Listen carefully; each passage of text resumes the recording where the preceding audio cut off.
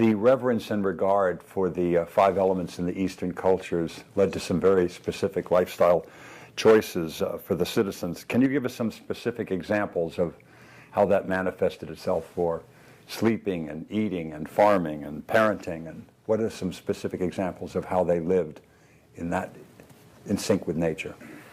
So when you say five elements, these are the ingredients of life. This human being is just a product of five elements, so is the planet, so is the whole creation. The most fundamental aspect of yoga is referred to as bhuta shuddhi. Bhuta shuddhi means cleansing of the elements. So we are essentially talking about four elements and their manifestations. We are living the space. There are certain things which you can do with space, but it doesn't need any cleansing. So the four elements need cleansing. How these four elements behave within you will determine your health, longevity, psychological balance, spiritual possibilities, mystical access. Everything is determined by how you keep the four elements within the system. 72% of your body is water, another 12% is earth, another 6% is air, another 4% is fire, the remaining is space. If you know how to keep these four elements, then your well-being, your health, your longevity, your ability to determine how long you should live and when you should live, all these things are 100% in your hands. You become a master of your own destiny. If you just control the waters in the system, phenomenal things will happen. Always there's a large focus on water because 72% of the body is water. You must understand, this body is just a product of this planet. 72% of the planet itself is water. If you want to look for life somewhere where there is no life right now or where we cannot spot life right now, the first thing we look for is presence of water. And it is the only miraculous element found on this planet which is naturally available in all the three states of being solid, liquid and gaseous at the same time. So, when I say water, it's interesting that today in the last probably 6 to 8 years, much research has gone into water as to what water is capable of. Today modern science has recognized that water has memory. If you give it a certain thought, this cup of water, it will remember. If you give it a positive thought or a negative thought, a positive emotion, negative emotion, it actually remembers. We've always been aware of this.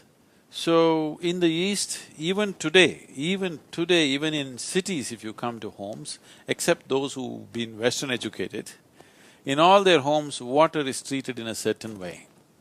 We never drink water which straight comes out of a pipe or a fountain. We always hold it in a brass vessel or a copper vessel, and we worship the water overnight and leave it there at least for 8 hours, then only we consume.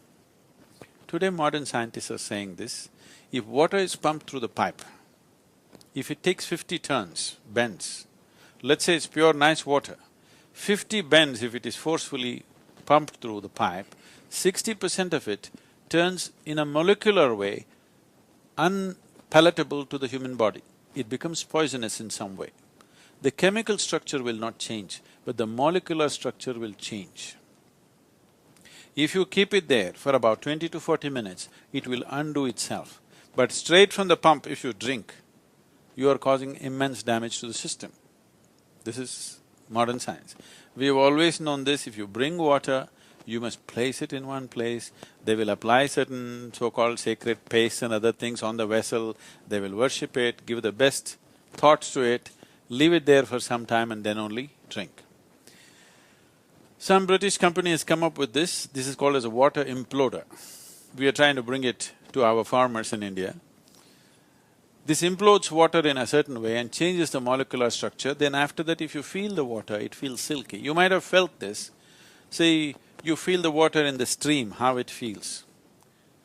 and then let's say it falls down a waterfall, not everywhere, in some places, it falls down from a waterfall at a certain height with a certain force.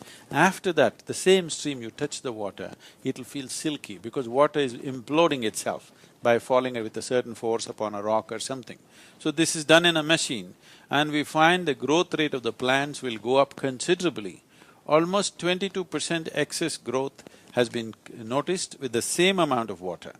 Or you can reduce the water that you give to the farm by about 47% if you implode the water. The water that the plant needs will come down dramatically simply because the molecular structure of the water has changed. We live in a tropical country where it's hot and we sweat. You will never see any Indian carrying a water bottle and walking around. Here… You can't go to the market without carrying a water bottle. Without water bottle, they'll fall down. Have a drink before you leave the house, folks. So the way you treat the water is very, very important. Just constantly drinking water has many, wrong things happening in the system. If you drink a certain volume of water at once, the body will determine how much to absorb and how much not. But if you sip it constantly, body will get confused and start absorbing more than it should. So this will bring down the concentration of sodium in the blood level, and a certain level of brain swelling will happen. But you will not feel headache. If you do not drink water, the sodium content increases and then there is a swelling where you will feel headache. So you think just because you have a headache, you think you must sip water. If you sip water all the time, it has various other kinds of imbalances. Excess water consumption, not just by ingestion, excess water absorption in the body will lead to various kinds of psychological imbalances.